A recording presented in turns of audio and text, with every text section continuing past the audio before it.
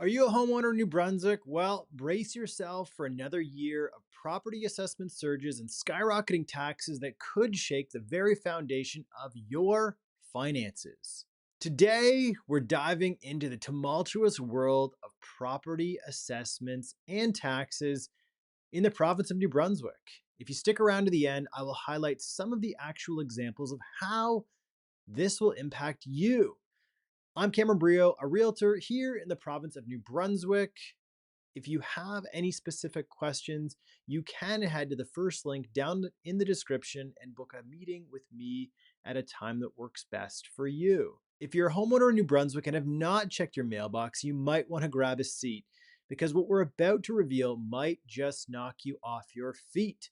This video is pulling from various articles that have been published within the last few weeks on property taxes and assessments from the major news media in the province. If you do want copies, please reach out. So let's kick things off with some staggering stats from across the province.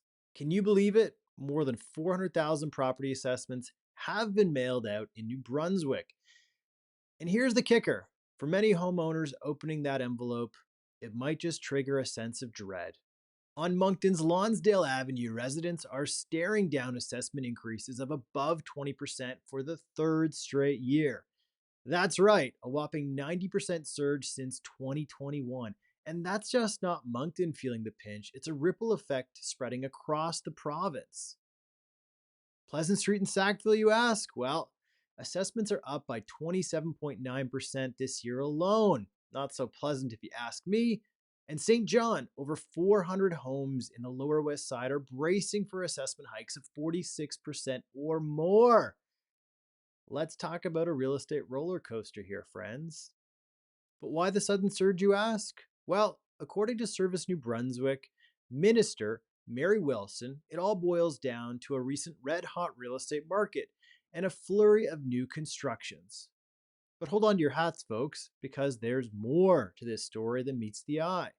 I got it. So the market might be hot, but let's take a look at the math and see if it maths. Okay, so according to Service New Brunswick, effective January 2023, the provincial rate on residential housing is set to 56 cents per $100 of valuation, while the rate of other residential property is set to $1.03.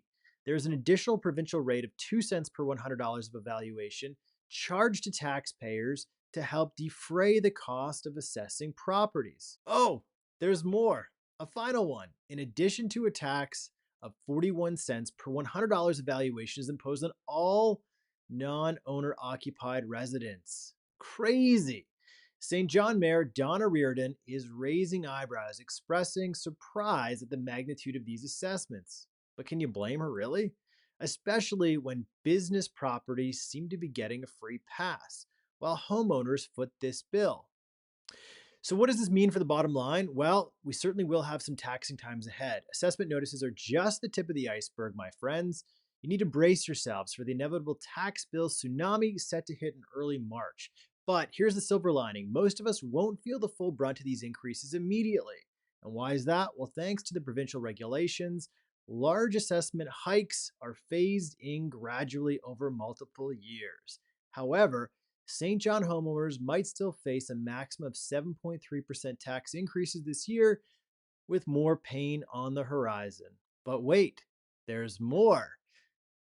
And here's the rub. While homeowners feel the squeeze, industry giants like Irving Oil Refinery seem to be skating by with minimal tax hikes. Yep, I said it. But that, my friends, is leaving a bitter taste in the mouths of many St. John residents. But fear not, homeowners. You still have until February 14th to file the objection with Service New Brunswick and demand a review of your assessment. Not sure I feel the love in the air. Okay, so there's another side to the coin, and here are some text and images from the government website that help us understand how property's value is assessed and how it's reflecting in the market.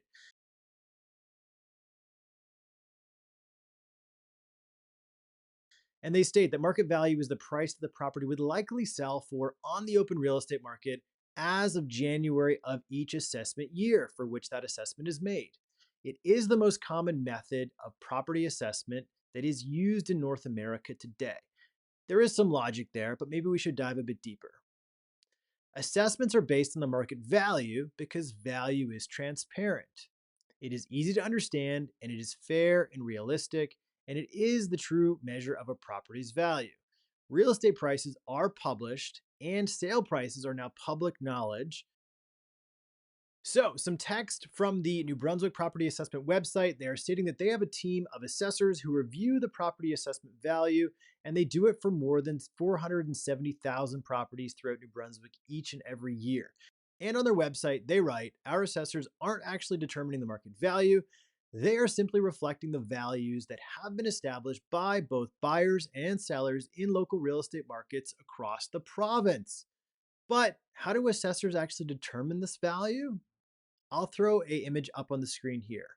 The assessors will look at a variety of factors when assessing the property's value, including its location, sale price, the area, recent renovations, improvements that were made to that property. All right, so when several properties are sold in your neighborhood that sell for more than their assessed value, this would suggest that a higher value for all properties in that neighborhood are present.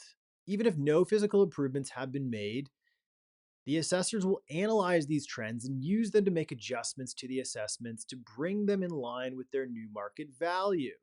So you can see recent sales online at the property tax assessment page, which I will throw up here.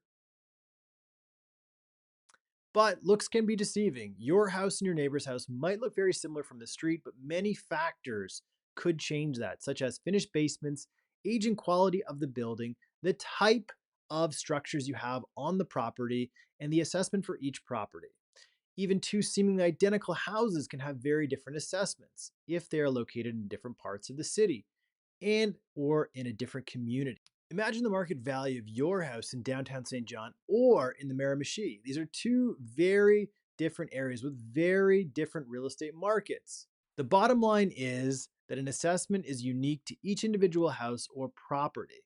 As noted on the Service New Brunswick website, here are some factors that could affect the market value of your property assessment, which could include the property location, including the nearness to green spaces and community services and access within those communities, total finished floor area of a home, the lot size, does it have a finished basement, quality of construction and materials and labor, age of the building and abnormal depreciation, existence and or the type of the garage, the traffic and influences of the neighborhood, and in the case of income properties, the income generated by that property.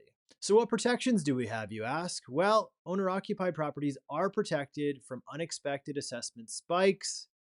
Any increase that's greater than 10% will be phased in over time, making assessment growth much more stable and predictable.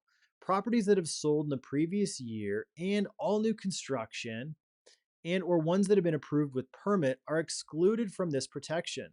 To learn more, you can dive into the Service New Brunswick website and find out how you fit into those unique categories. This is to highlight some of the uniqueness and give you some understanding. So I wanted to throw up a bill for review. This is an owner-occupied property. And as you can see here, there is a 10% spike protection.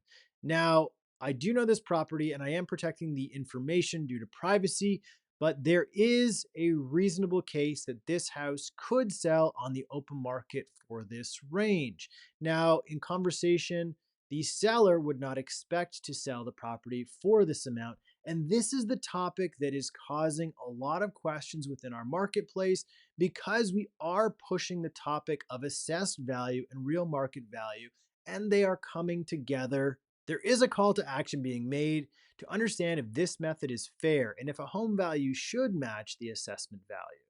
It has only been about 3 to 5 years that assessments have spiked in this way, and in some cases, they have surpassed the actual market values.